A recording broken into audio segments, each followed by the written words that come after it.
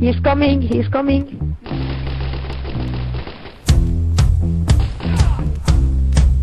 No, there. I'm gonna fight 'em all. Are you doing a video for what? Couldn't hold me back. They're gonna rip it off, taking their time right behind my back. And I'm talking to myself at night because I can't forget.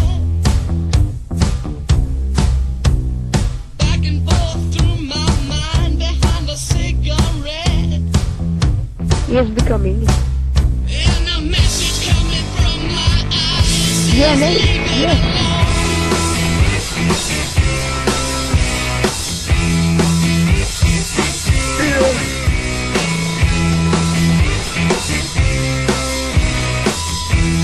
Boom, boom, boom.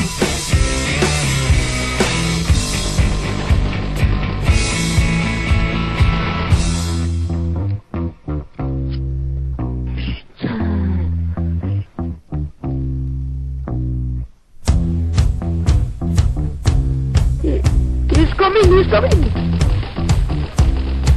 Don't wanna hear about it.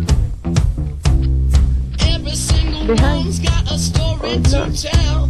No. Everyone knows about it. Boom. From the Queen of England to the hounds of hell.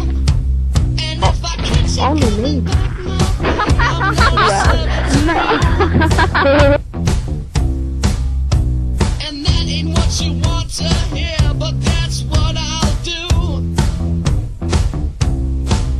And the feeling coming from my bones says find a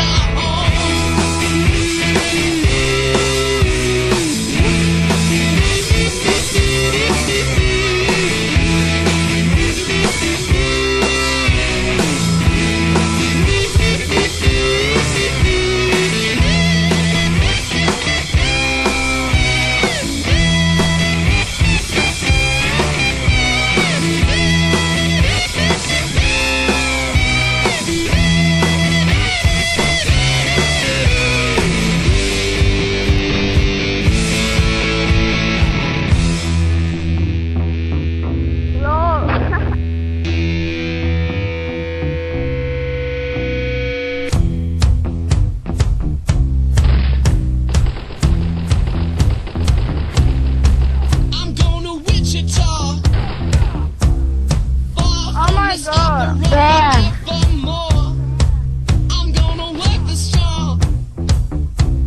Make the sweat drip out of every pore. And I'm bleeding, and I'm bleeding, and I'm bleeding right before the law. Oh no. All the words are gonna bleed from me, and I will think no more. And the stains coming from my blood tell me go back home.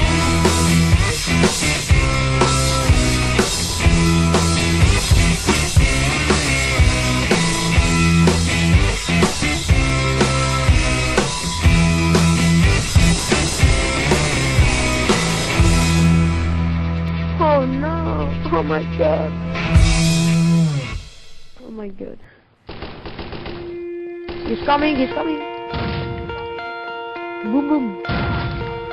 My father came from Japan in 1905. He was 15 when he immigrated from Japan. He worked until he was able to actually build a store. Let me tell you a story in the form of a dream. I don't know why I have to tell it, but I know what it means. Close your eyes, just picture the scene as I paint it for you. It was World War II when this man named Kenji woke up. Ken was not a soldier. He was just a man with a family who owned a store in LA. That day, he crawled out of bed like he always did, bacon and eggs with wife and kids. He lived on the second floor of a little store he ran. He moved to LA from Japan, they called him immigrant. In Japanese, he'd say he was called Issei. That meant first generation in the United States, when everybody was afraid of the Germans, afraid of the Japs, but most of all afraid of a homeland attack. And that morning, when Ken went out on the doormat, his world went black, cause right there, front page news, 3 weeks before 1942, Pearl Harbor's been bombed and the Japs are coming. Pictures of soldiers dying and running. Ken knew what it would lead to. just like he guessed. The president said the evil Japanese in our home country would be locked away. They gave Ken a couple of days to get his whole life packed in 2 bags. Just 2 bags, couldn't even pack his clothes. Some folks didn't even have a suitcase to pack anything in, so 2 trash bags is all they gave them. And when the kids asked Mom, where are we going, nobody even knew what to say to them. Ken didn't want to lie, he said the US is looking for spies, so we have to live in a place called Manzanar, where a lot of Japanese people are. Stop it, don't look at the gunman. You don't want to get the soldiers wondering if you're gonna run or not, cause if you run then you might get shot. Other than that, try not to think about it. Try not to worry about it being so crowded, cause someday we'll get out. Someday, someday. As soon as war broke out, the FBI came and they just come to the house and you have to come. All the Japanese have to go. They took Mr. Lee and people couldn't understand why they had to take him because he was innocent laborer. So now they're in a town with soldiers surrounding them. Every day, every night, look down at them. The watchtowers up on the wall, Ken couldn't really hate them at all. They were just doing the job and he wasn't gonna make any problems. He had a little garden, vegetables and fruits that he gave to the troops in a basket his wife made. But in the back of his mind, he wanted his family's life saved. Prisoners of war in their own damn country, what for? And time passed in the prison town. He wondered if he'd live it down if and when they were free. The only way out was joining the army. And supposedly, some men went out for the army, signed on, and ended up flying to Japan with a bomb. That 15-kiloton blast put an end to the war pretty fast. 2 cities were blown to bits. The end of the war came quick. Ken got out, big hopes of a normal life with his kids and his wife. But then they got back to their home and what they saw made him feel so alone. These people had trashed every room, smashed in the windows and bashed in the doors, written on the walls and the floor, Japs not welcome anymore. And Kenji dropped both of his bags to the sides and just stood outside. He looked at his wife without words to say. She looked back at him, wiping tears away, and said, someday we'll be okay, someday. Now the names have been changed, but the story's true. My family was locked up back in 42. My family was there where it was dark and damp, and they called it an internment camp. When we first got back from camp, it was pretty bad. I remember my husband said, oh, we're going to stay till last. Then my husband died before they closed the camp.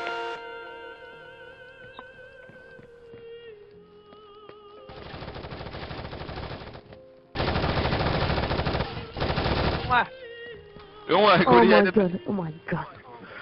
Oh my god. Hey noobs, I'm gonna totally own you noobs. Cause I own you, like I own you like pretty hard and stuff, right? I'm gonna give you some spanks.